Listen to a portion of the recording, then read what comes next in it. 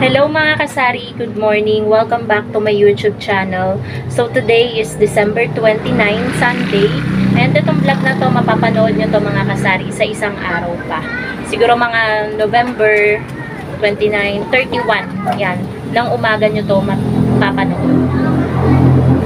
So for today's video mga kasari, yan, meron lang mga nagdadaanan.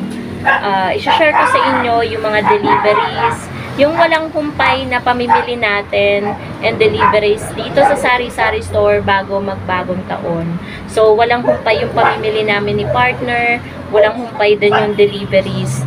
So, kahit hindi kalakihan naman yung binabayaran natin mga kasari sa deliveries, at least kahit papano yung mga ubos na or yung mga fast moving dito sa tindahan ay binibili natin para naman sa bagong taon ay puno yung laman ng ating tindahan. So, huwag tayong papayag na kulang-kulang yung laman ng ating tindahan sa bagong taon dahil pamahiin talaga yan. Dapat maraming laman yung tindahan natin para buong taon is puno lagi yung ating Sari-Sari Store. So, mag-start na tayo guys. So, today, dadating yung delivery natin, order natin from Pure Gold. Wala pa siyang 1,000. Tapos, kahapon mga kasari, dumating yung ahente natin ng soft drinks. So, kahapon is Saturday. Saturday kahapon. So, ito yung last delivery nila. Yung kahapon. Ngayong 2024, last delivery nila yon. So, palit tayo, nangangalay na ako. Tapos, kahapon guys, umalis din kami ni partner dahil namili naman kami or dumaan kami sa NSD Trading. Bumili kami ng Cobra, ng Sting, ng Max Glow. Dahil yun guys ay ubos na at marami nang naghahanap. Hindi pwedeng matagalan na wala nung mga items na yun kasi fast moving yun dito sa Sari-Sari Store. So pakita ko sa inyo guys yung mga pinamili namin at deliveries kahapon guys. Tapos mamaya, i-Holland pricing ko sa inyo kahit konti lang yung order natin from Pure Gold. I-Holland pricing ko sa inyo para updated din kayo sa presyo ng mga items na na-order ko. Okay guys, so dito muna tayo sa binili namin ni partner sa NSD Trading.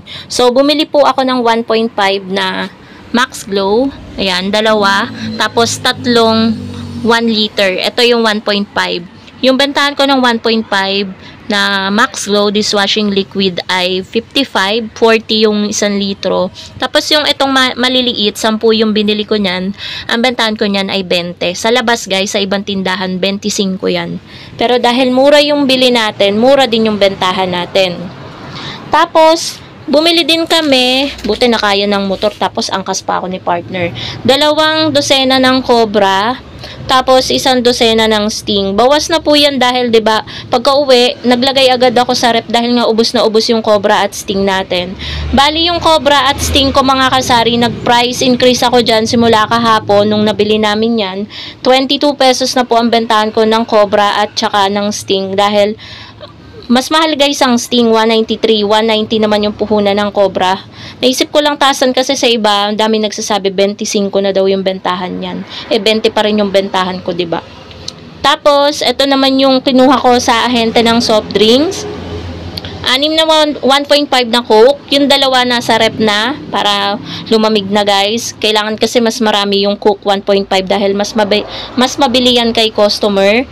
Tapos, 70 pesos yung bentahan natin dyan. Puhunan yan, 59. So, meron tayong 11 pesos kada isang 1.5. Pagkatapos, kumuha naman ako guys ng Coke mismo, 2 dosena. Sprite at Royal, hindi ako kumuha. Dahil ang bilis ngayon ng expiration guys ng mga mismo. Next month agad siya. So, pagkabagong taon, 2 weeks lang, expired na siya. Kaya, konti lang yung kinuha ko. Hindi ako kumuha ng matumal, yung Sprite at Royal. Coke lang talaga yung dinalawang dosena ko. So, 190 ang 1 dosena.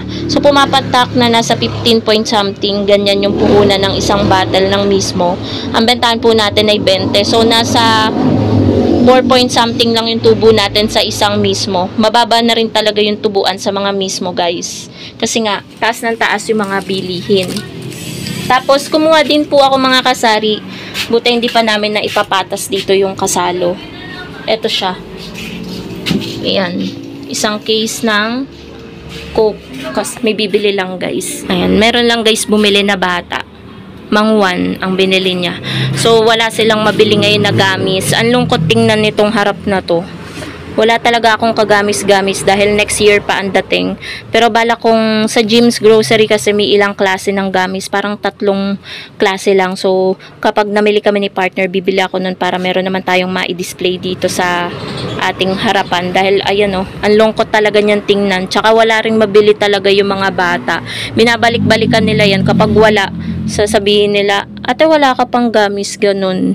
So, kailangan na nating bumili ng gamis. Tapos, yung puhunan pala guys ng Coke Kasalo, yung isang case is 262. 30 pesos yung bentahan po natin yan.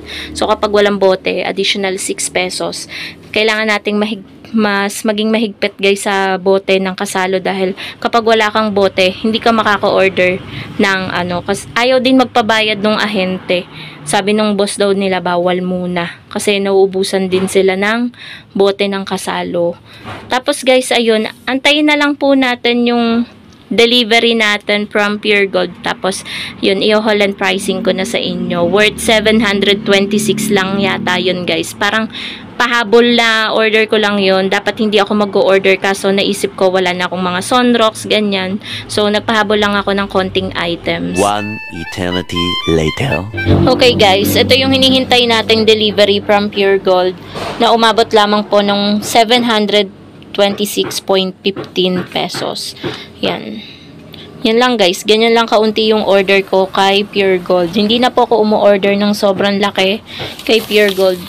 So, gusto ko kasi ngayon, kapag kailangan ko na yung items, mabibili ko na agad or nandiyan na agad. Ganon. So, ang in-order ko lang guys is plus yung mga mabibigat pag pinapamili. So, ito, dahil pre-delivery kay Pure Gold, ayan, in-order ko yung mabibigat. 2 plus apple, 2 box. So, ang puhunan po ng plus ay 95 point. Alam nyo guys, hindi ko na maaninag kung ano ba yung presyo. Ang inaano ko na lang, ang aninag ko is yung total. Kaya, yung plus, 191.90. I-calculate na lang natin. Tayo na lang ang mag-adjust. 191.90 divided by 2. So, 95.95 guys, ang puhunan. Hindi kasi maaninag guys, oh, di ba? Tingnan nyo nga kung ano, parang 25, 95 pala. So, yan. 12 po yung bentahan natin ng plus. And then, meron din tayong in-order na dato puti, patis, 350 ml. So, yung dato puti na patis ay 75 pesos. So, bali 25 pesos yung puhunan niya.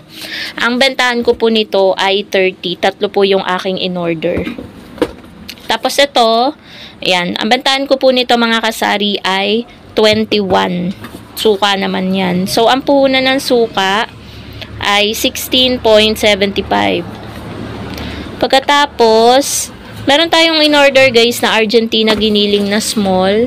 Meron kasing naghahanap nito. Ang bilis maubos sa akin nito guys. Yung isang guhit, 100 grams to. So, ayan. Tatlo yung in-order ko. Bali yung puhunan niya ay, ayan, medyo aninag. 21.50. Ang bantahan ko po niyan ay 24 or 25, ganyan. 25 pesos yata bentahan ko niyang Argentina giniling. Tapos, meron tayong 2 Yakult. Yung 2 Yakult, ang pinagbayaran natin dyan is 100. So, kada isang haba na ganyan, 50 pesos. 12 ang bentahan natin ng Yakult. And then, last, meron tayong Sunrocks dyan, mga Sunrocks. Meron tayong Sunrocks Color Safe, 225 ml.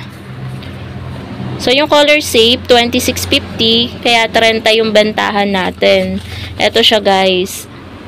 Ang laki ng itinaas ng mga Sunrocks. Tapos, ito, 12 yung bentahan natin. Yung 100 ml, 9.75. So, halos 10 pesos na yung puhunan niya.